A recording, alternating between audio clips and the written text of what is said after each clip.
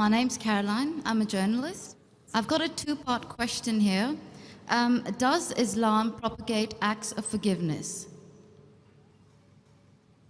Yes or no? Does Islam propagate acts of forgiveness? Just ask the question, does Islam propagate acts of forgiveness? Of course, yes.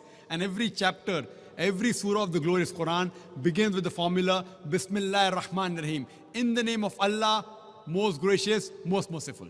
So why does it... Yes, sister. Second part of the question. And the second part of the question is, why does it Yes, no permit? Why does Islam permit honor killings? Honor killing. Yes. What do you mean by honor killing? Honor killing, the right to avenge your brother's blood in the name of Allah. It might be out of context, but I just need to know if there's an answer to this. If I get you mean honor killing means if someone kills any human being to take revenge. Yes.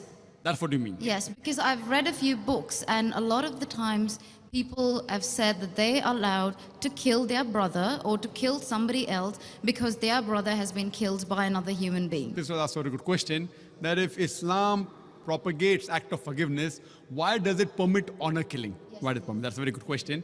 Sister, if you analyze this mention in the Quran, in Surah Baqarah, chapter number 2, verse number 178, the had penalty, the punishment of death, on the basis of qisas.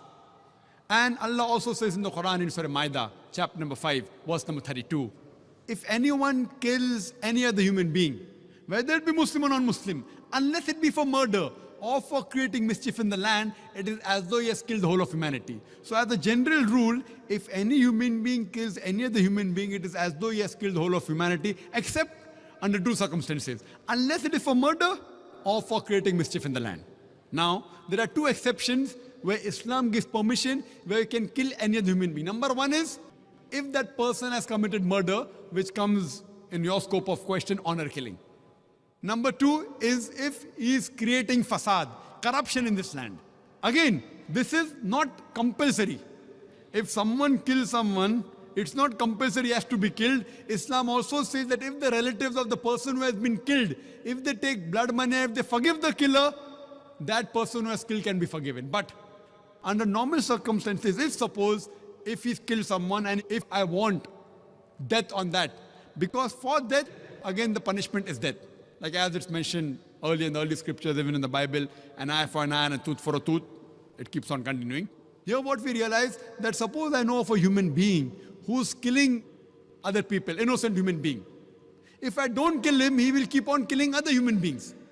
So that law is not only in Islam, it's the law of most of the countries, that if homicide is done, if someone has murdered someone, in many countries, he should be put to death or there's life imprisonment. Even in Islam, that if he's killed someone, if required, he can be killed. But the relatives of the person even can forgive the person, if they want. If they want, they can forgive the murderer. But if they want that he should be put to death, then he'll be put to death. And the second case where a person can be killed is if he's causing corruption in the land. For example, if someone is committing rape. Now rape is nothing but causing corruption in the land. So in this case, that person should be put to death. Because the sin is so heinous. It is such a big crime that there is no other punishment but death penalty. And I've asked this to many non-Muslims, that God forbid, if someone rapes your mother, and if you are made the judge, and the rapist is brought in front of you, what punishment will you give him? And 100% of the non-Muslims, they told me that we will put him to death. Some went to the extreme of saying we will torture him to death. So why these double standards? You know, in America, which happens to be one of the most advanced countries in the world, according to the FBI statistics, in 1990, every day on average, 1,756 cases of rape took place.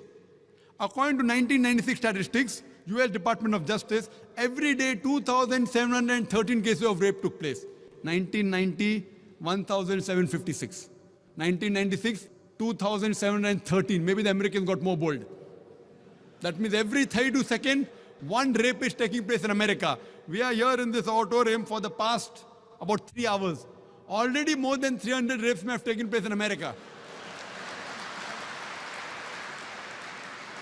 So Islam has a system of hijab, which I mentioned in my talk. That when a man looks at a woman, he should lower the gaze. The woman should follow the Islamic hijab, which I mentioned earlier. After that, if any man commits rape, he gets capital punishment. Even the American law says that 7 years rigorous imprisonment for a rapist, but most of the time he's let free. So when you ask even a non-Muslim, what punishment will you give? 100% said we'll put him to death. There was one American who was a smart aleck.